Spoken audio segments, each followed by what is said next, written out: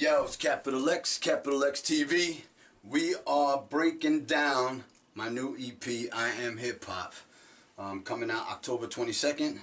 So this is part 4 of 4. Okay? Got one track left. Oh, I actually left the screen open from the last track. Let's get rid of that. Alright, and I'll open up the next one. Get it ready. Boom.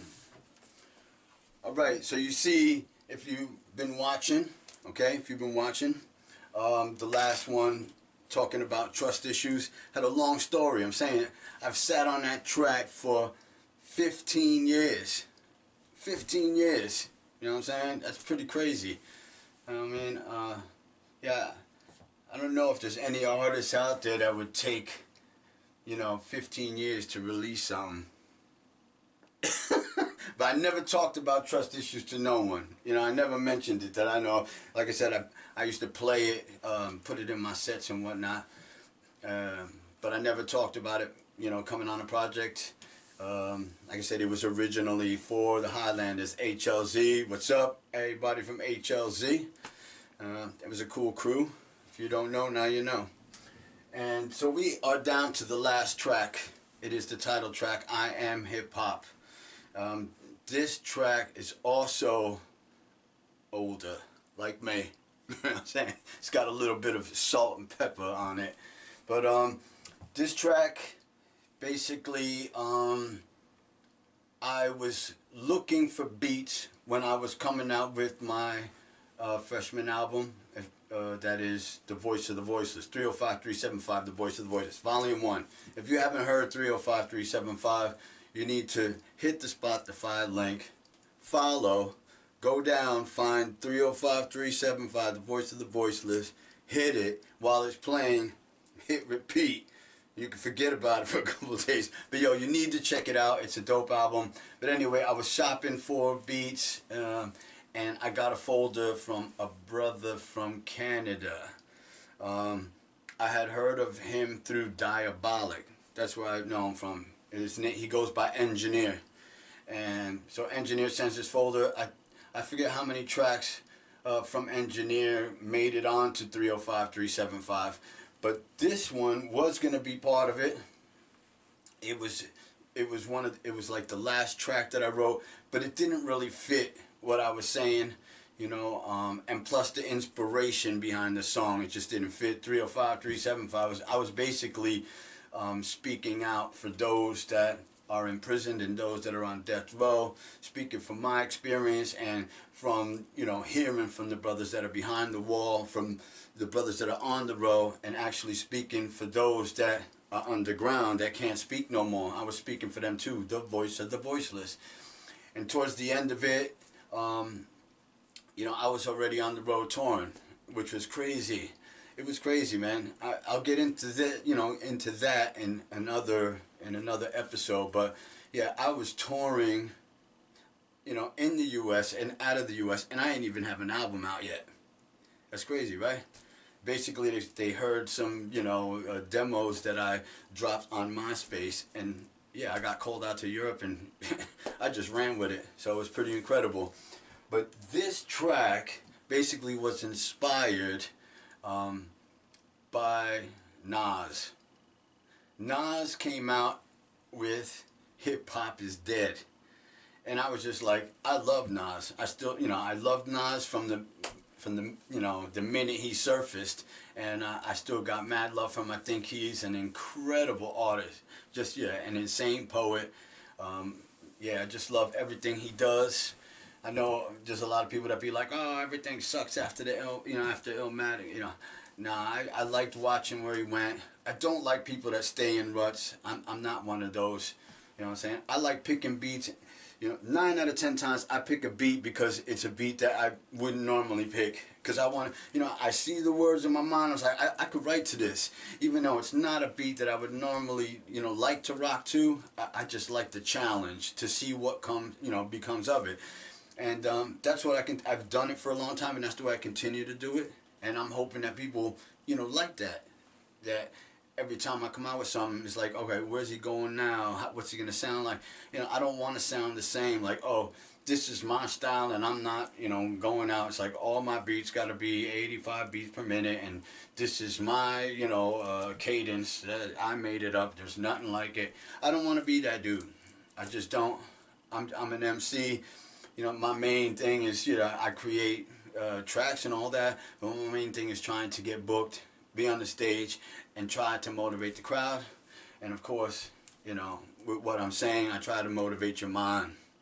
So anyway, this beat and this track was written shortly after Nas released Hip Hop Is Dead.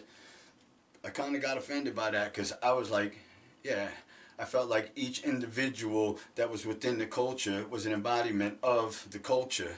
So it's like, okay, I'm not dead, so hip hop ain't nowhere near dead. I mean, I understood what he was trying to say. You know, I'm not an idiot, but it's still the way the masses, you know, the mass. I don't mean the masses like everybody. The masses within the culture, the way they took it was, yeah, the way you take it. Hip hop is dead. Nah, it ain't dead. You know. So I mean, my pen was smoking, and I picked this beat, and yeah, I just never got to release it. It just sat, you know, and grew gray. But then when I started to release, you know, more consistently, I got settled, you know, and got my feet on the ground. Moving to another country, it's not easy, I'm gonna let you know now. So I got settled in Norway, got my studio up, and, you know, then I started to try to clean up a lot of the stuff that I had sitting, old tracks and new tracks, and put new tracks together and release, you know, consistently. So I got the idea, it's like, hey, I'm gonna drop this track now. How do I do it? You know, should I put it on an album maybe, you know? Then I thought, wait, how about an EP? And I'll call it that. And as I got that idea, put it together, created the cover art, you know, I'm just finishing up mastering it. Yeah, I see Nas is in, you know, Nas was in the news again. It's like resurfacing something about the Hip Hop Is Dead, you know, like there's a resurrection. So it's like the timing, you know what I'm saying? The universe works funny. But anyway, like I said, this track produced by Engineer. It was written back in, yeah, 2006. So, but I love this track, and I'm glad that I'm finally putting out. I'll let y'all hear a little bit of it.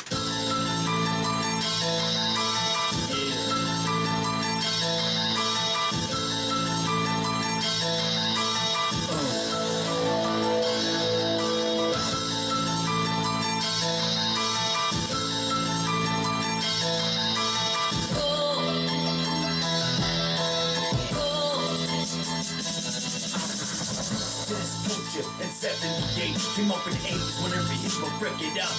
Two crates, hustle the 2 states, Koto. We're gonna cut it off right there. Yeah. I was introduced to this culture in 78. Came up in the 80s when every hip hop record out fit in 2 crates. Woo! Yeah, that's crazy. Even though I wasn't introduced to the culture in 78, it was actually 77.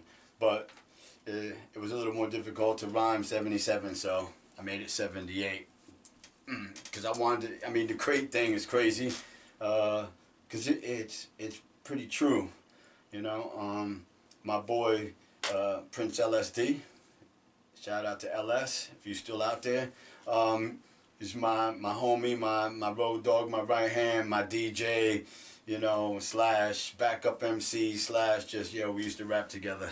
And he used to collect vinyl, and back then, yeah, there was, yeah, when we first started, kind of, I was breakdancing, he was DJing, and he was already an MC, you know, I wasn't an MC yet.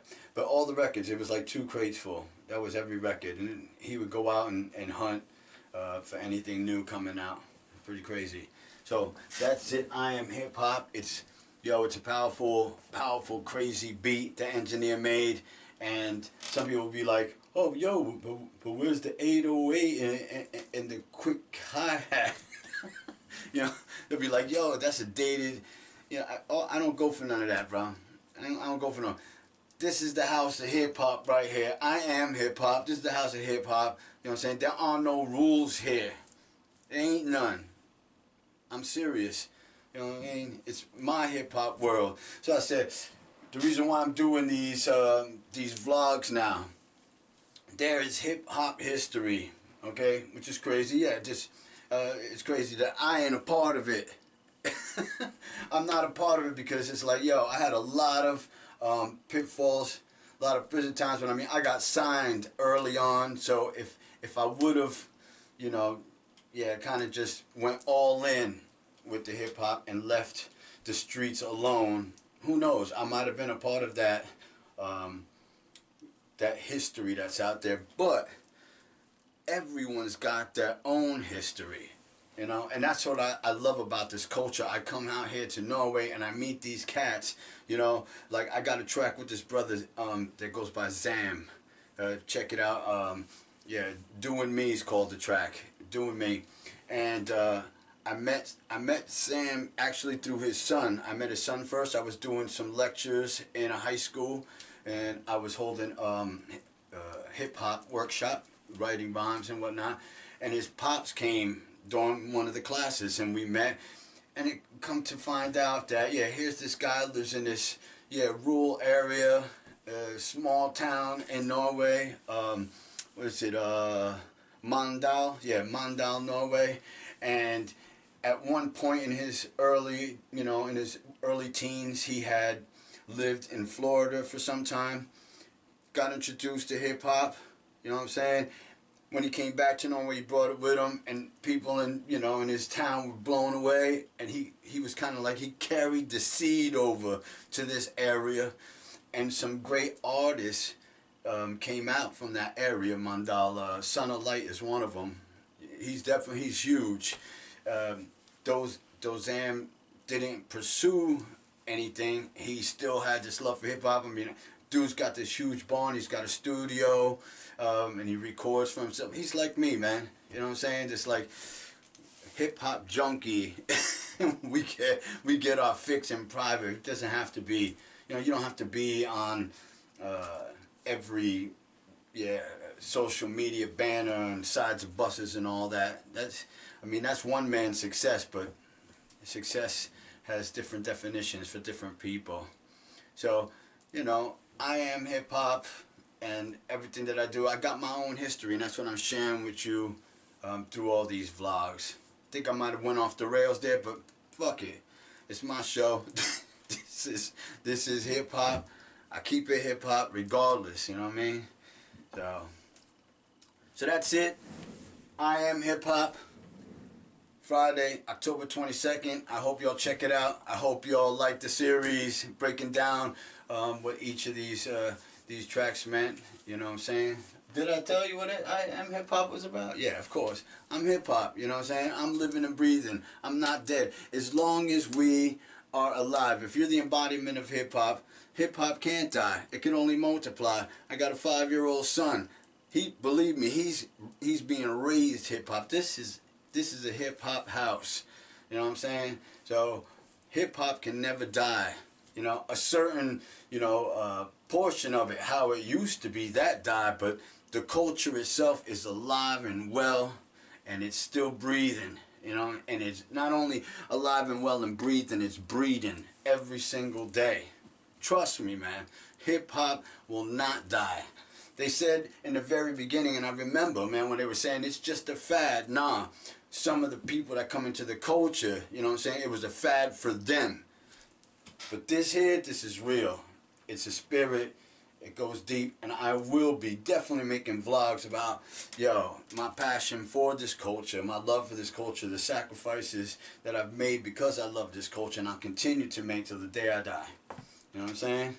Like I said, I got a son, I got a daughter, I got a granddaughter. They all hip-hop in one way, shape, form, or other. So I am hip-hop. You are hip-hop. All right?